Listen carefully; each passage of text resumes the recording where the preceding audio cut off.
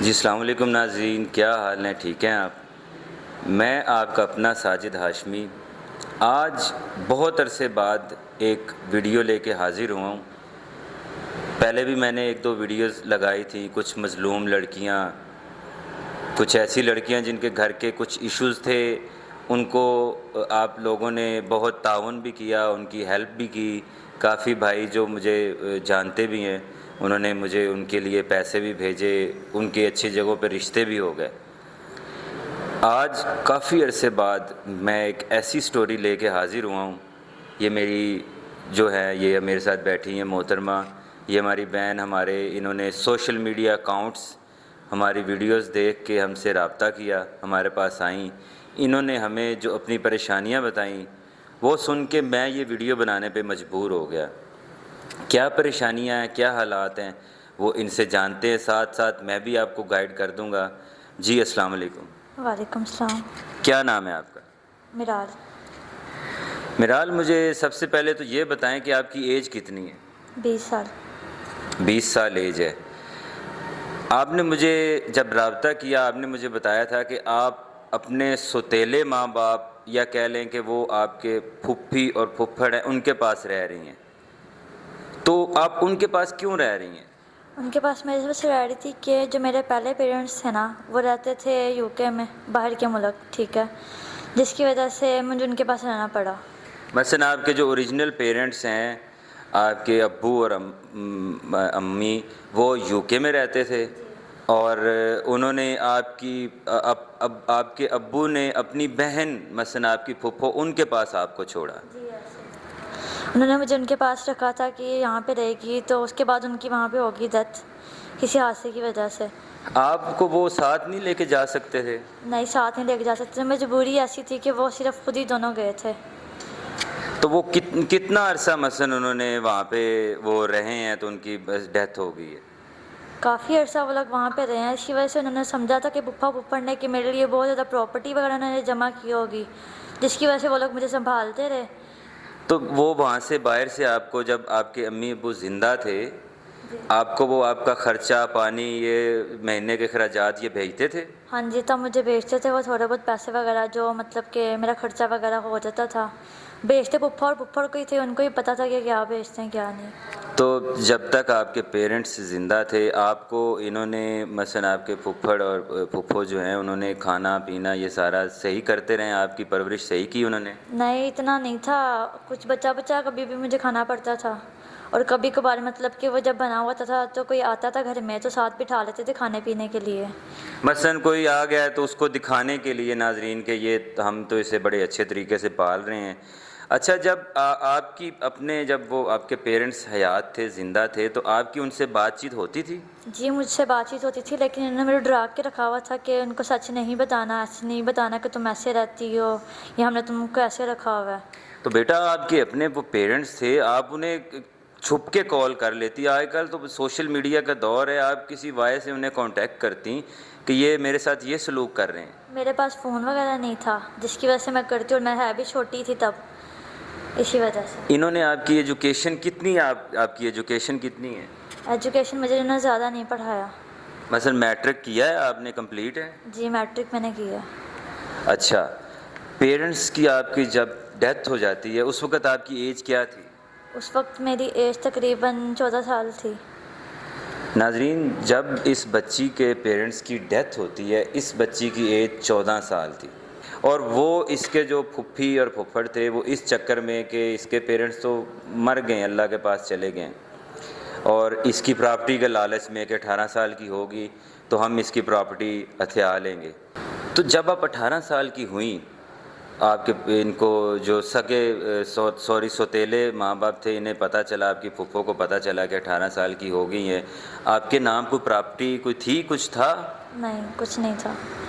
تو انہوں نے پھر کیا آپ کے ساتھ سلوک کیا، کیا کیا آپ کے ساتھ؟ انہوں نے میرے ساتھ بدسلوکی کرنا شروع کر دی، کھانا وغیرہ۔ مثلا کھانا وغیرہ آپ کو صحیح کھلاتے تھے؟ نہیں۔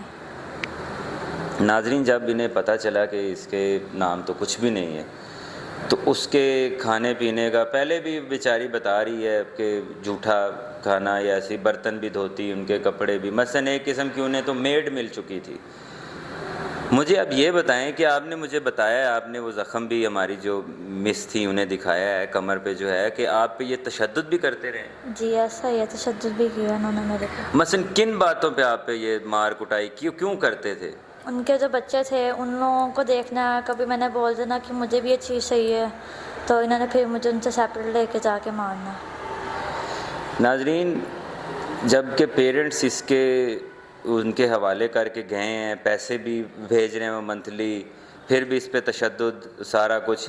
اچھا، مجھے آپ نے بتایا تھا کہ انہوں نے کہیں آپ کو بیچنے کی کوشش کی ہے؟ جی ایسا ہوا ہے، 18 سال کی جب میں ہوئی نا، انہوں نے میرا آئی ڈی کارڈ بنایا، جب مطلب کہ کوئی پراپرٹی وغیرہ نہیں نکلی تو پھر انہوں نے مجھے آگے کسی کے حوالے کیا کہ شادی کریں، کہ ان سے میرے 5 لاکھ لیے ان لوگوں نے۔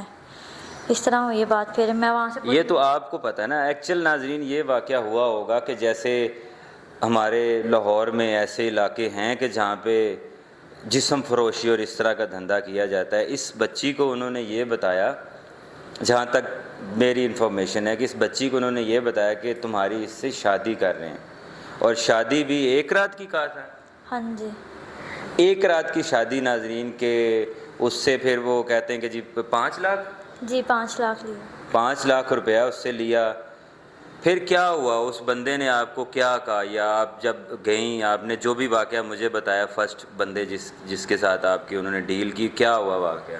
اس کے پاس گئے، پھر میں اس کے ساتھ تھی رات کو، پھر وہ میرے پاس آ رہا تھا تو میں نے اس کو منع کیا، واسطے وغیرہ دیے، اس سے بچا کے خود کو بچایا بس۔ تو اس نے جو پیسے پیمنٹ طے کی تھی وہ دی؟ وہ مجھے نہیں انہوں نے بتایا، خیر میں تو وہاں سے بچ گئی۔ آپ پہلے ناظرین، پہلے جس بندے کے پاس گئیں، یہ بچ گئیں، اس کے بعد آگے کیا؟ دوبارہ کس طرح سے آپ نے، مثلا آپ نے بتایا کہ دوبارہ بھی کسی بندے کے ہاتھوں انہوں نے ایک رات کی شادی کرنے کی کوشش کی، وہ کیا واقعہ ہے؟ پھر میں واپس ان کے پاس آ گئی تھی، ان کو دوبارہ پھر پیسوں کی ضرورت تھی، انہوں نے پھر مجھے آگے ایک آدمی کو دیا، یہی بول کر کہ ایک رات کی شادی ہو رہی ہے۔ تو اس آدمی کو آپ نے کوئی واسطے ترلے کو منت سماجت نہیں کی؟ اس کو میں نے بولا تھا لیکن اس نے میری نہیں سنی، میں سے بچا کے نکلی۔ تو وہاں سے آپ پھر نکلیں؟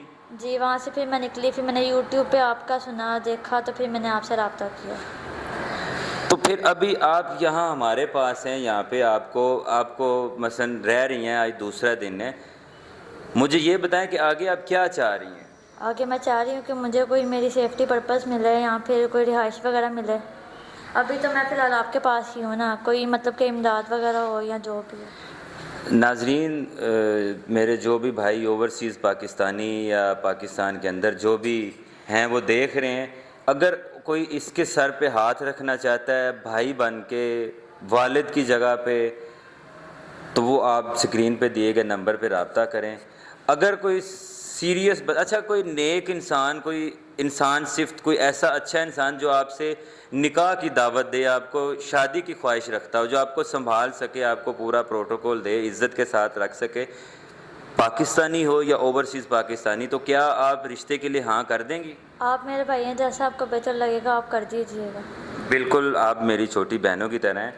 میرا اگر کوئی بھی بھائی دیکھ رہا ہے، کوئی ان کے ساتھ نکاح کی کوئی دعوت دیتا ہے، کوئی شادی کرنا چاہتا ہے، تو سکرین پہ میں نے نمبر لگایا ہوا اپنا، آپ کی ان سے ڈائریکٹ بات بھی ہوگی، ان کے کوئی مالی امداد کرنا چاہتے ہیں، کیونکہ اس وقت تو یہ ہمارے آفس میں قیام پذیر ہیں، لیکن ایسے کسی فیمیل کو ساتھ رکھنا، آفس میں رکھنا، وہ مثلا میں مناسب نہیں سمجھتا۔ ان کے ہاسٹل کا ارینج کرنا ہے، ان کو کوئی علیحدہ فلیٹ لے کے دینا ہے، پھر اگر کوئی ایسا بندہ کہ جو ان کی پراپر ذمہ داری اٹھانا چاہ رہا ہو، ان کو شادی کے لیے کوئی رضامند ہو، دوسری شادی اگر کوئی ہو تو کر لیں گے؟